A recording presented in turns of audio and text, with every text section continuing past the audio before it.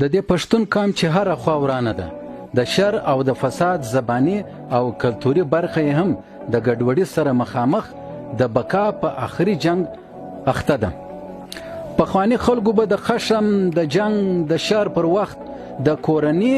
او د ټولنې د اخلاقو ساتنه کوله. د خور او د مور سپکې پاسکې شکنځا به یې نه کولې، بلکې داسې شراب به یې وچاته کولې چې هر وخت به زړه وغوښتي مخ دې ورک سه، ای ملا ماتې، د شی مخ مه ووینې، ټکه دې ووه، ملا دې شنه سه، نوکان دې ووځه، ځان وخورې، د ځان په غوښو اخته سې، د خوارۍ پټکی دې پر سر سه، یو اړخ دې یخی سه، بل اړخ دې تبخی سه،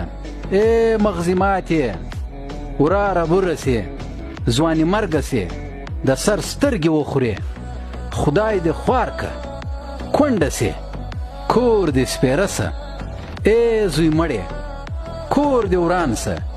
چش دې خاورې، پر کور دې غم سه، سر دې ولحد ته سه، لاسونه دې د سرکار په چاړه غوټ پرې سه، له سنګونو ولوېږې، خوار سې،